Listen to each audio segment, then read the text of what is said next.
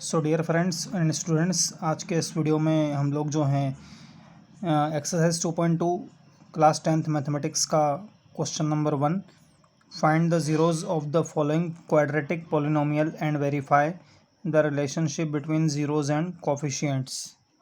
इस क्वेश्चन को देखने वाले हैं। तो इस क्वेश्चन में बेसिकली सबसे पहले तो ये है कि ये जो है एक्सरसाइज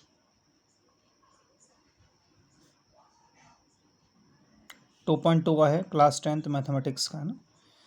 तो ये क्वेश्चन फिर से एक बार पढ़ देते हैं कि find the zeros of the following quadratic polynomial and verify the relationship between zeros and coefficients. तो क्वेश्चन कुछ ऐसा है कि x square minus 2x minus 8। सबसे पहले ये जो क्वेश्चन दिया रहता है, इस क्वेश्चन में हम इक्वल टू में ज़ीरो कर देते हैं और यहाँ पर जो है इसको कंपेयर करते हैं स्टैंडर्ड फॉर्म से।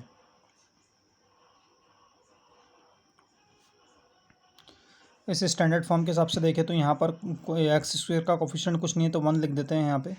तो यहाँ पर यदि स्टैंडर्ड फॉर्म से इसको कंपेयर करें तो ए की वैल्यू 1 और बी की वैल्यू -2 और सी की वैल्यू -8 है ना। तो यहाँ पर अपन लिख देते हैं बाय कंपैरिजन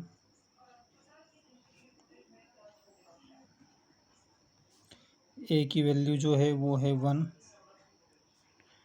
ठीक है। फिर उसके बाद जो बी की वैल्यू है वो है -2, क्योंकि देखिए इस इक्वेशन को -2 वैल्यू इसलिए भी हम लिख सकते हैं क्योंकि यदि इस ऊपर वाली इक्वेशन को यहाँ हम समझें कि 1x square plus -2x plus -8 equal to 0, तो यहाँ पर क्या है, क्लियरली समझ में आ रहा है कि ये जो हमने कंपैरिजन लिया है जैसे कुछ ऐसा, तो यहाँ क्लियरली आपको दिख रहा है कि जो 8 है वो सी की वैल्यू है, बी की वैल्यू -2 है और ए की वैल्यू 1 है। तो बी की वैल्यू -2 और सी की वैल्यू जो है वो है -8। तो कंपैरिजन करके ये चीज़ तो हमको समझ में आ रही है। अब जो अगला काम है वो ये है कि ये जो पॉलिनोमियल आपको दिया है इसको हमको फैक्टराइज करना है। तो हम लिख देंगे नाउ फैक्टराइजिंग।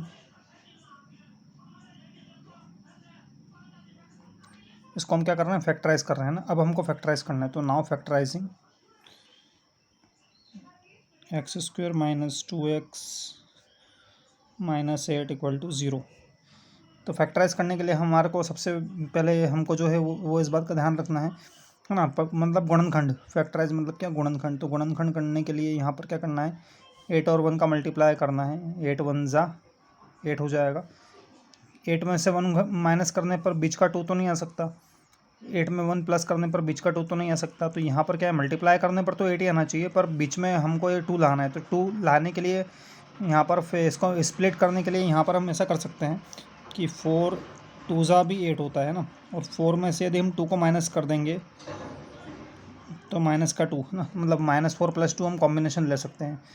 और 4 2 ज़ा 8 होता है, तो मल्टीप्लाई करने पर तो क्या है 8 ही आ रहा है, मल्टीप्लाई करने पर 8 आ रहा है और प्लस माइनस करने पर -2 आ रहा है। तो यहाँ पर जो है वीडियो को आप रिपीट करके ज़रूर देखिएगा तो आपको और जल्दी समझ में आ जाएगा।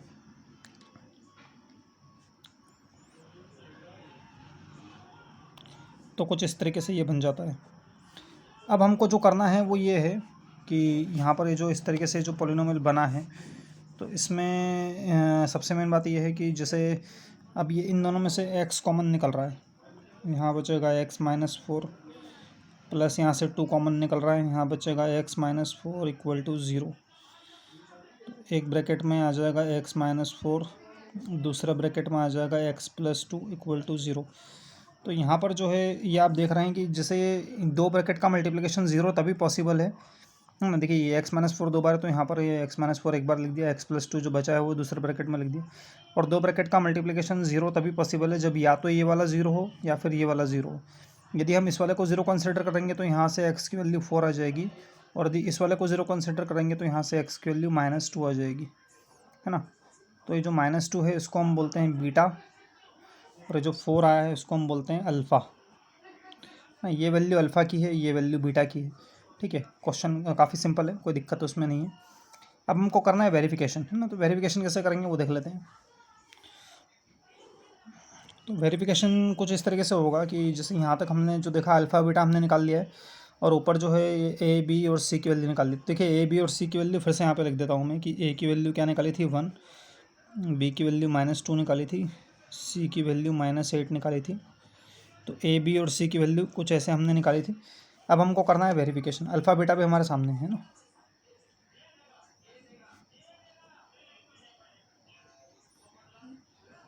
तो वेरिफिकेशन के लिए हमारे को जो है सम ऑफ रूट्स पता है, अल्फ़ा प्लस बीटा। वेरिफिकेशन किसका करना है, सम ऑफ रूट्स का। तो इसका जो फॉर्मूला है वो है alpha plus beta equal to minus B upon A. तो इस फॉर्मूले का वेरिफिकेशन हमको करना है, तो अल्फ़ा की प्लेस पे हमको रखना है 4, बीटा की प्लेस पे रखना है -2। माइनस बी अपॉन ए, तो माइनस बी, तो -2, बी की वैल्यू ऑलरेडी माइनस में ही है, अपॉन ए की वैल्यू 1 है। ठीक है, तो 4 में से 2 प्लस माइनस माइनस हो जाएगा, 4 - 2 इक्वल टू, यहाँ पे 2 आ ही रहा है, माइनस माइनस ये कट जाएगा तो प्लस कट हो जाएगा, तो ये वेरीफाई हो ही रहा है 2 = 2। तो मतलब ये फार्मूला अपना वेरीफाइड हो चुका है। ठीक है, अब दूसरे फार्मूले की बात करें, प्रोडक्ट ऑफ रूट्स की, है ना।